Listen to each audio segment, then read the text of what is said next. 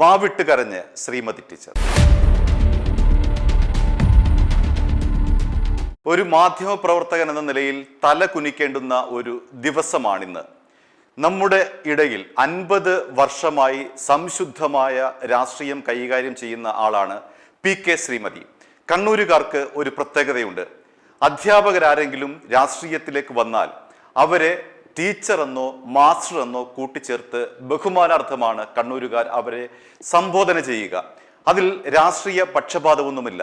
ഇപ്പോഴത്തെ BJP MP ആയിട്ടുള്ള Sadanandan master, കൊല്ലപ്പെട്ട ജയകൃഷ്ണൻ മാസ്റ്റർ, നമ്മുടെ CPM സംസ്ഥാന secretary Govindan master, Shailaja teacher, Shrimati teacher, ഇങ്ങനെ ബഹുമാനാർത്ഥമാണ് ഇവരെ പാർട്ടി ഭേദമില്ലാതെ ഈ ബഹുമാന സൂചകമായി ഇവരെ സംബോധന ചെയ്യുന്നത്. ഇന്ന് ശ്രീമതി ടീച്ചർ മാധ്യമങ്ങളുടെ മുന്നിൽ പൊട്ടിക്കരഞ്ഞു എന്നുള്ളതാണ് യാഥാർത്ഥ്യം. എന്തുകൊണ്ടാണ്? അവർക്കെതിരെ നിരന്തരമായ കള്ളവാർത്തകൾ ചമച്ചുകൊണ്ടിരിക്കുന്നു. നിരന്തരമായ അവരെ വ്യക്തിപരമായി ഹത്യ ചെയ്തുകൊണ്ടിരിക്കുന്നു. മാധ്യമ ധാർമ്മികതയ്ക്ക് എതിരായി പ്രവർത്തിക്കുന്ന ചിലർ നമ്മുടെ ശ്രീമതി ടീച്ചറെ, നമ്മുടെ എന്ന് തന്നെ പറയാം. കാരണം ഒരു പൊതുപ്രവർത്തകൻ എന്ന് പറയുന്നത് പൊതു സ്വത്താണ്. അത് BJP-കാരനായാലും കോൺഗ്രസ്സുകാരനായാലും CPM കാരനായാലും അവർ ഒരു പൊതു സ്വത്താണ്.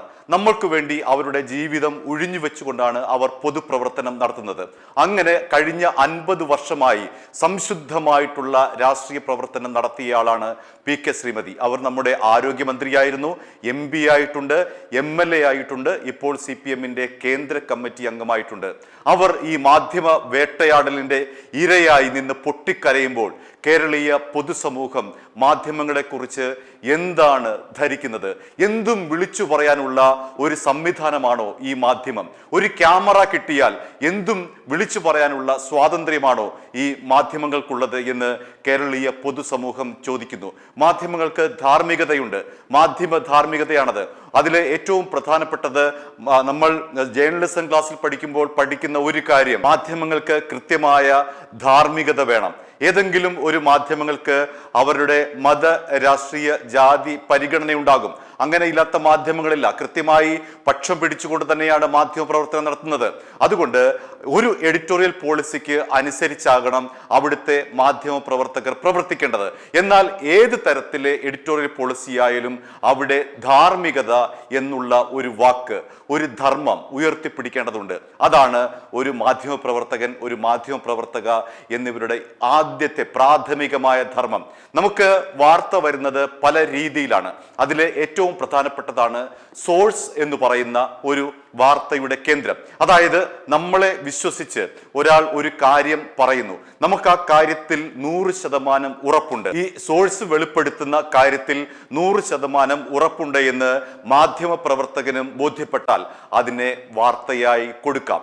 രണ്ടാമതായി പറയുന്നത് ഒരു തെളിവ് വേണം. നമ്മളൊരു വാർത്ത ചെയ്യുമ്പോൾ ആ വാർത്തയ്ക്ക് അടിസ്ഥാനപരമായിട്ടുള്ള ഒരു തെളിവ് വേണം. ആ തെളിവ് ഒന്നുകിൽ അത് ശബ്ദരേഖയാകാം, അതല്ല എങ്കിൽ അത് ദൃശ്യമാകാം, അതല്ല എങ്കിൽ ഏതെങ്കിലും തരത്തിലുള്ള കടലാസിലെ രേഖയാകാം. അങ്ങനെയുണ്ട് എങ്കിൽ ആ രേഖകൾ ശരിയാണെങ്കിൽ അതിൻ്റെ അടിസ്ഥാനത്തിൽ നമുക്ക് വാർത്ത നൽകാം. ഇവിടെ എന്താണ് സംഭവിച്ചിരിക്കുന്നത്? വെറും രാഷ്ട്രീയ വിരോധത്തിന്റെ പേരിൽ പൊതുപ്രവർത്തന രംഗത്ത് നിൽക്കുന്ന 50ഓളം വർഷത്തെ പൊതുപ്രവർത്തന പാരമ്പര്യമുള്ള, എല്ലാവരും പാർട്ടി ഭേദമന്യേ ബഹുമാനിക്കുന്ന ഒരു സ്ത്രീയെ പരസ്യമായി നിരന്തരമായി അപമാനിച്ചിരിക്കുന്നു. മാധ്യമങ്ങളുടെ എല്ലാ ധാർമ്മികതയും തട്ടിക്കളഞ്ഞുകൊണ്ട്, തട്ടിത്തെറിപ്പിച്ചുകൊണ്ട്, പുറങ്കാലുകൊണ്ട് ചവിട്ടി എറിഞ്ഞിട്ട് ഒരു സ്ത്രീയെ അങ്ങനെ വിചാരണ ചെയ്യുകയാണ്. എന്താണ് ഈ പറയുന്ന കള്ളവാർത്തയുടെ അടിസ്ഥാനം? PK കൃഷ്ണൻ എന്ന് പറയുന്ന ഒരു MLA ഉണ്ട് എന്നും ആ MLA-യുടെ ഭാര്യയായി നടിച്ചുകൊണ്ട് ഈ PK കൃഷ്ണൻ MLA-യുടെ MLA പെൻഷൻ നമ്മുടെ പ്രിയപ്പെട്ട ശ്രീമതി ടീച്ചർ കൈക്കലാക്കുമെന്നുമാണ് ഈ പറയുന്ന കള്ളവാർത്ത. അങ്ങനെ നിരന്തരമായി നമ്മുടെ ശ്രീമതി ടീച്ചറെ, നമ്മുടെ എന്ന് തന്നെ പറയാം, അവർക്ക് രാഷ്ട്രീയ എതിരാളികളുണ്ടാകും. കോൺഗ്രസ്സുകാർ അവരുടെ രാഷ്ട്രീയ എതിരാളിയാണ്, BJP-ക്കാർ അവരുടെ രാഷ്ട്രീയ എതിരാളിയാണ്. എന്നാൽ സ്ത്രീ എന്ന നിലയിൽ, വ്യക്തി എന്ന നിലയിൽ ഇവിടെ രാഷ്ട്രീയം കാണേണ്ടതില്ല. അവർ നമ്മുടെ ഒരു അമ്മ എന്ന നിലയിലാണ് അവർ ഇപ്പോൾ പ്രവർത്തിക്കുന്നത്. പ്രായപൂർത്തിയായിട്ടുള്ള, അത്രയ്ക്ക് മെച്യൂർഡായിട്ടുള്ള ഒരു സ്ത്രീയാണ് ശ്രീമതി ടീച്ചർ. ആ ടീച്ചർ പോലും ഇന്ന് വന്ന് വാവിട്ട് കരയുകയാണ്.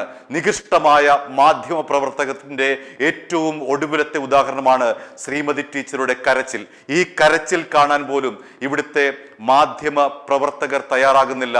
അവർക്ക് വേണ്ടത് റേറ്റിംഗ് ആണ്, അവർക്ക് വേണ്ടത് യൂട്യൂബിലെ റീച്ചാണ്, അവർക്ക് വേണ്ടത് എന്തും പറഞ്ഞുകൊണ്ടുള്ള അവരുടെ വ്യക്തിപരമായിട്ടുള്ള റീച്ചാണ്. അതിനുവേണ്ടി എന്തും പറയും, എന്തും ചെയ്യും, ആരെയും തേജോവധം ചെയ്യും, ആർക്കെതിരെയും ഒരു തെളിവുമില്ലാതെ എന്ത് വിടുവായിത്തരവും വിളിച്ചു പറയും, അവരെ വ്യക്തിഹത്യ ചെയ്യും. അതുകൊണ്ട് PK ശ്രീമതി ടീച്ചറുടെ ഈ കരച്ചിൽ കേരളീയ മാധ്യമ ചരിത്രത്തിലെ ഒരു പുതിയ വഴിത്തിരിവാണ്.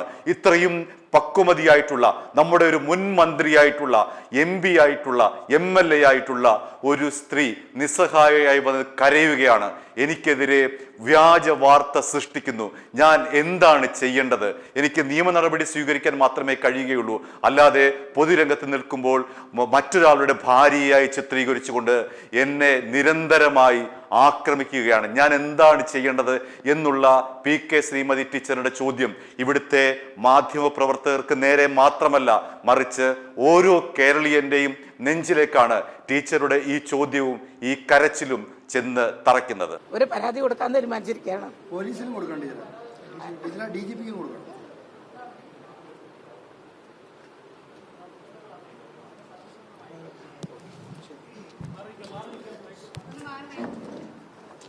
എന്നെപ്പോലെ ഒരു പൊതുപ്രവർത്തകയെ ഈ രൂപത്തിൽ ഈ മാനം കെടുത്താൻ വേണ്ടി കരുതിക്കൂട്ടി ഇങ്ങനെ പറയുന്ന ഇത്തരത്തിലൊരു പ്രചരണം നടത്തുമ്പോൾ ഞാൻ എന്താ ചെയ്യേണ്ടത്? പിന്നെ നിരവധി കേസുകൾ ഞാൻ പലതിലും കൊടുത്തിട്ടുണ്ട്.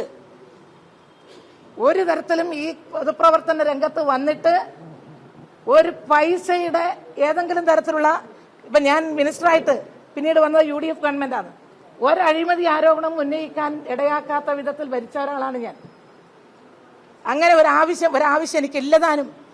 മറ്റേ എൻ്റെ ഈ സംസ്ഥാനത്തോ വേറെ എവിടെയെങ്കിലും ഒരു തരത്തിലും എന്തെങ്കിലും ഈ സാമ്പത്തികത്തിന്റെ പേരിൽ എന്തെങ്കിലും ചെയ്തു എന്ന് പറയാൻ ആർക്കും കഴിയില്ല. ഞാൻ അങ്ങനെ അഴിമതി രഹിതമായിട്ട് തന്നെയാണ് എൻ്റെ പൂർണ്ണ ജീവിതം പൂർണ്ണമായിട്ട്. MLA അങ്ങനെ ഉണ്ടോ എന്ന് എനിക്കറിയില്ല. ഞാൻ ചോദിച്ചു, പാലക്കാട് ആരെങ്കിലും അങ്ങനെ MLA ഉണ്ടോ? ഇല്ല.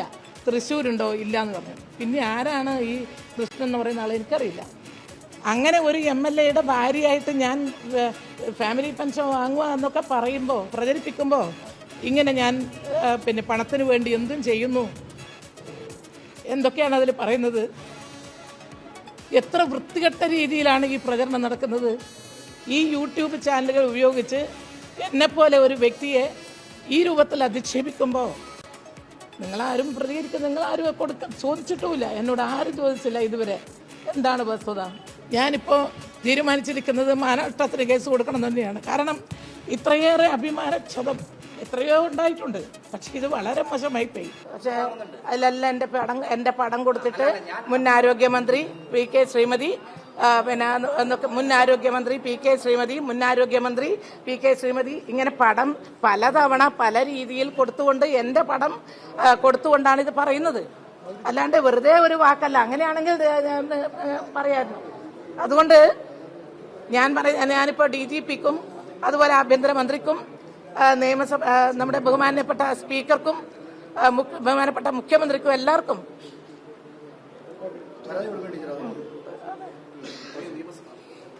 ഒരു പരാതി കൊടുക്കാൻ തീരുമാനിച്ചിരിക്കുകയാണ്. പോലീസിനും കൊടുക്കേണ്ടി DGPക്കും കൊടുക്കണം.